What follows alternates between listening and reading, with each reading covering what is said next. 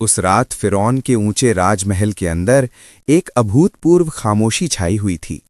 ये खामोशी डर, हिम्मत और गहरे दुख का मिश्रण थी। बीवी आसिया फिरौन की पत्नी होने के बावजूद, जिनके दिल में ईमान की रोशनी जल रही थी, वो अपने पाले हुए बेटे हजरत मूसा अलैहिस्सलाम को चुपके से विदा कर रही थी। एक लंबे और गर्मजोशी भरे गले मिलने के बाद जब मूसा अलैहिस्सलाम राजमहल की छाया छोड़कर रात के अंधेरे में चलना शुरू हुए, बीवी आसिया तब महल की ऊंची खिड़की या दरवाजे के पीछे खड़ी छलकती आंखों से केवल उनके जाने के रास्ते की तरफ देखती रहीं। हर कदम, हर साया जैसे उनके दिल पर गहरी लकीर खींच रहा था। काफी देर बाद जब मूसा अलैहिस्सलाम नजर से ओझल हो गए, तब बीवी आसिया ने दिल चीर देने वाली एक लंबी सांस ली। इस सांस में मातृत्व की चिंता, ईमान की मजबूती और एक असीम भरोसा मिला हुआ था। आंसू भरी आंखों से उन्होंने परम कृपाणु अल्लाह से विनती की, हे माबूद, इस वक्त तुम्हारा ये बंदा पूरी तरह रिश्तेदार और साथीहीन है। इस विशाल दुनिया में वो अकेला है। मैंने उसे तुम्हारे हाथ में सौंप दिया। हे सर्वशक्तिमान, तुम इसे हर खतरे और मुसीबत से बचाओ और इसके मकसद को पाने में मदद करो। अगले दिन सुबह जब राजमहल दिन की रोशनी से रोशन हुआ, ठीक तभी वो चरम क्षण आया। मूसा अलैहिस्सलाम की गैर मौजूदगी की खबर पाकर फिरौन के कहने पर शाही महल में कुछ हथियारबंद गुस्से वाले लोग आ पहुंचे। वे मूसा अलैहिस्सलाम को पकड़ने के इरादे से उनके सोने के कमरे में दाखिल हुए, लेकिन कमरा खाली था। उस कमरे में मूसा अलैहिस्सलाम को न पाकर वे राजमहल के हर कोने, हर कमरे को, यहाँ तक कि हर ओट को खंगालने लगे। लेकिन मूसा अलैहिस्सलाम अल्लाह की हिफाजत में थे, इसलिए उनकी सभी कोशिशें नाकाम हुईं।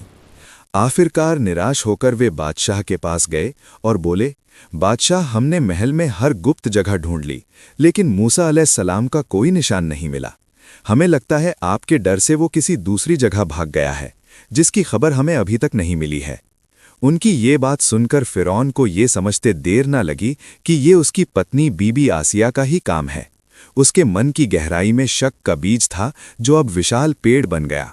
फिरौन को यकीन हो गया कि आसिया ने या तो मूसा अलैहिस्सलाम को छिपाया है या उन्हें सुरक्षित जगह पर पहुंचाने में मदद की है।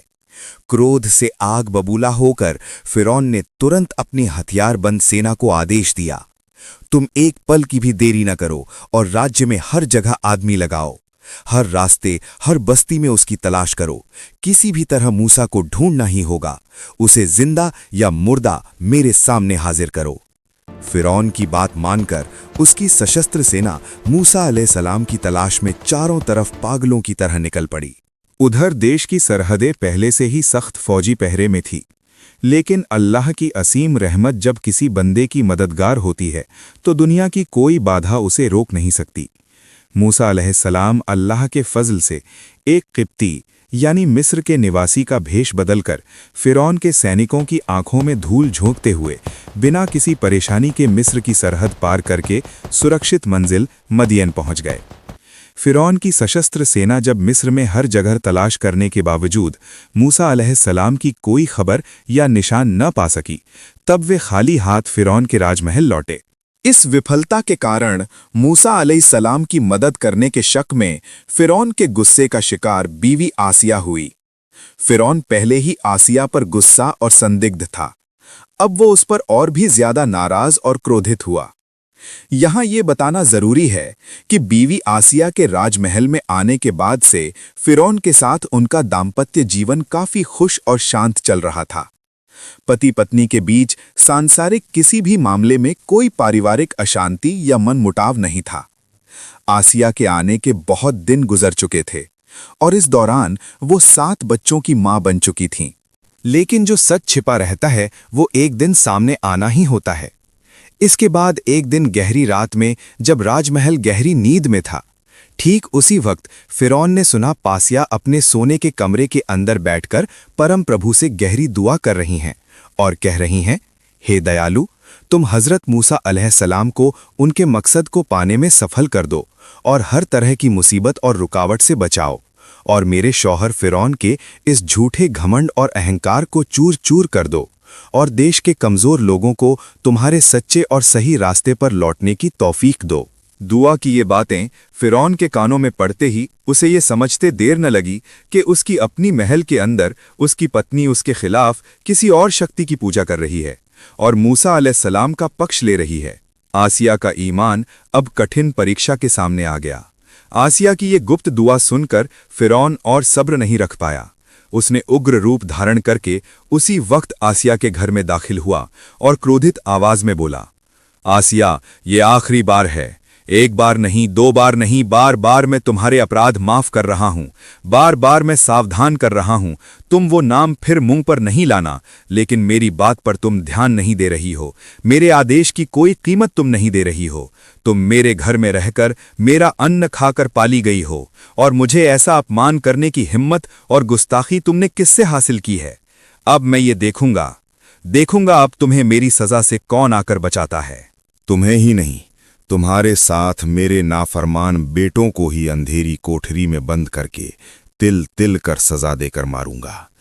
तब तुम समझोगी फिरौन के आदेश का पालन करने की कीमत कितनी ज्यादा है। इस तरह गरज कर फिरौन बीबी आसिया के घर से बाहर निकल गया।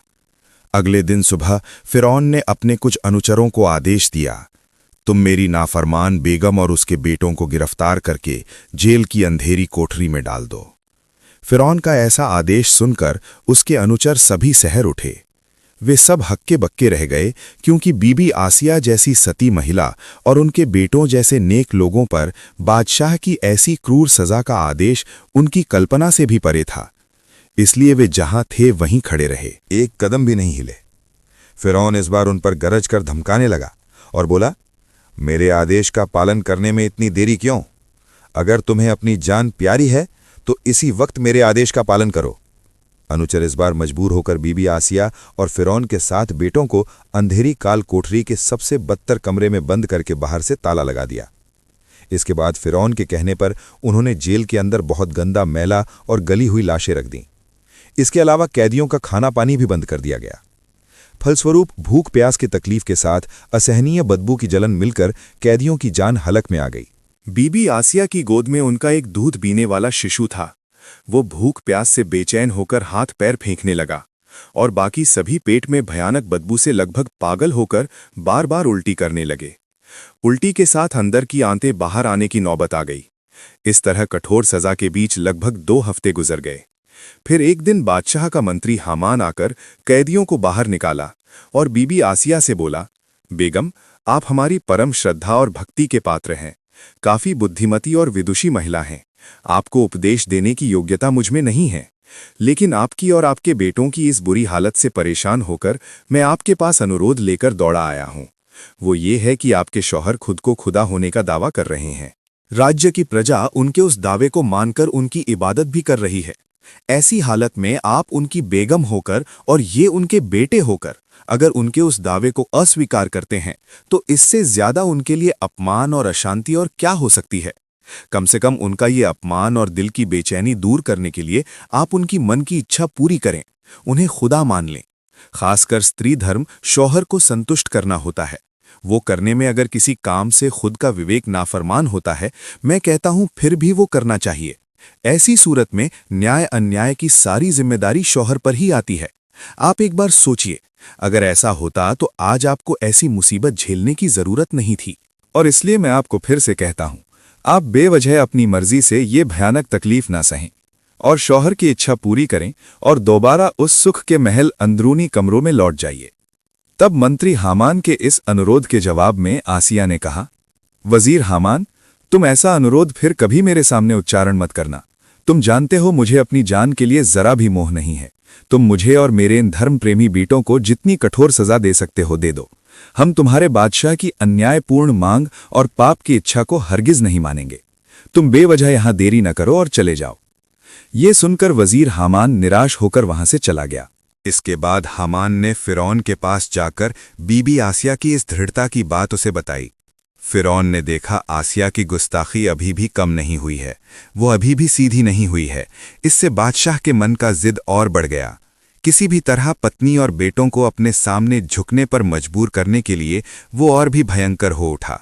इसलिए फिरौन ने तुरंत अपने जेल के पहरेदारों को राजमहल में बुलाया और उन्हें आदेश दिया, तुम रोजाना कैदियों को लंबे समय तक चाबुक से जोरदार तरीके से मारोगे और रात में ताकि वे फर्श पर सो ना सकें इसलिए उनके दोनों हाथों में रस्सी बांधकर छत से हवा में लटका दोगे ताकि उनका जिस्म जमीन को न छुए।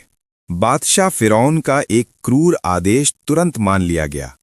पहरेदारों की निर्दयी सजा और मारपीट से आसिया के कमजोर बेटे दिल फाड़ देने वाली चीखें निकालने लगे, लेकिन किसी भी जगह से कोई इंसान आकर उन्हें इस भयानक तकलीफ से बचा नहीं सका। फिर भी अल्लाह की क्या अद्भुत मर्जी, उन्होंने इस असहनीय सजा के बीच भी अपना ईमान मजबूत रखा। उनके मन में जरा भी कमजोरी दिखाई नहीं दी।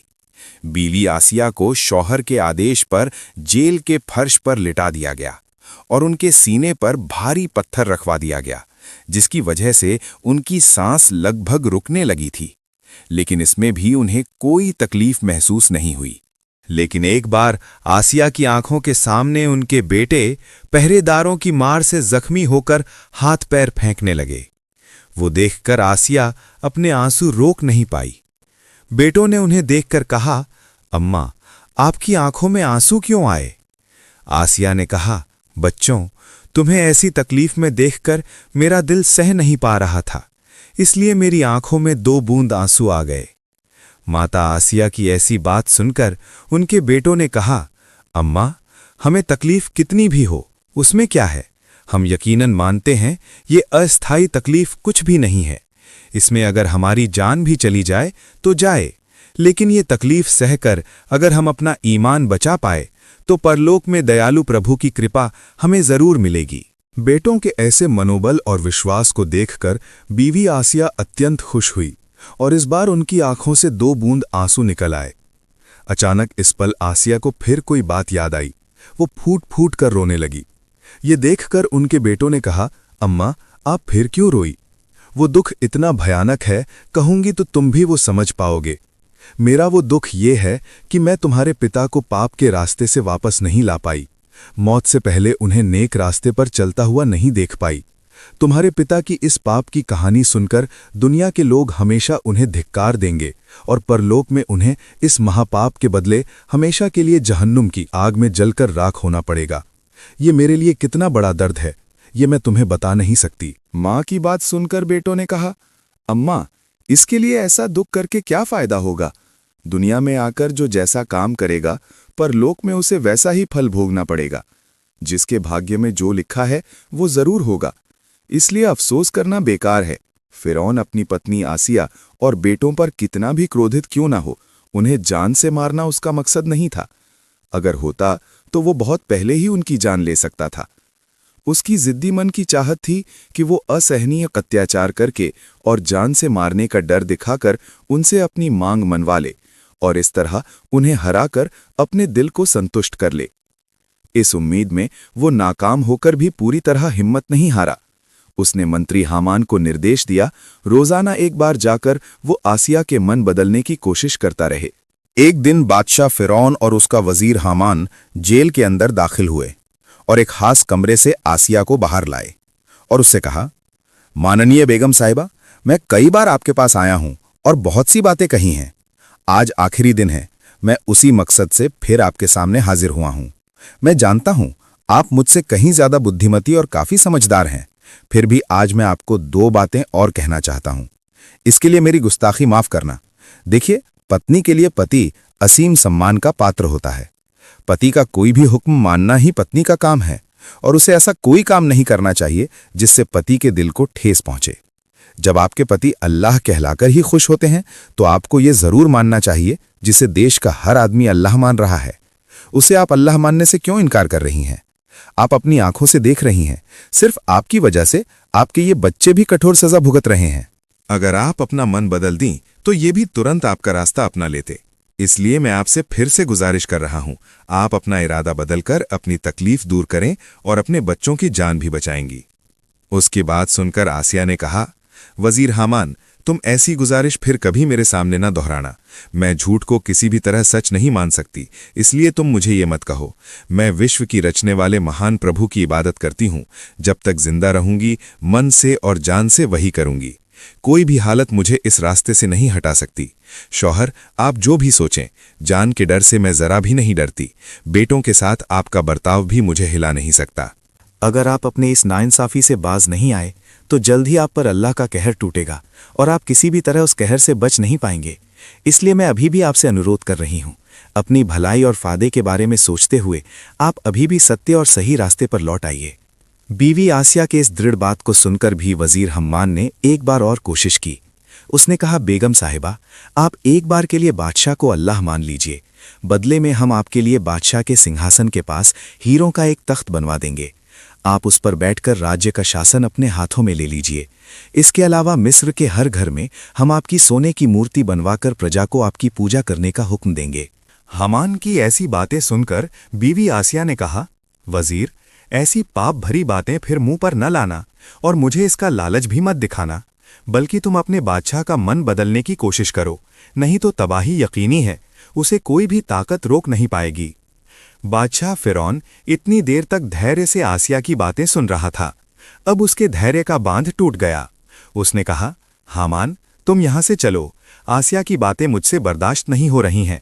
वो अभी भी अपनी पुरानी जिद पर अड़ी है। अब उसे सबक सिखाए बिना कोई रास्ता नहीं है। अब वो देखें उसकी जिद कितनी मजबूत है और मिस्र के शासक फिरौन की ताकत कितनी जबरदस्त है। मैं उसे और उसके बेटों को ऐसी भयानक सजा देकर जान से मार डालूंगा जो दुनिया में किसी ने कभी न देखी हो, न कभी सुनी हो।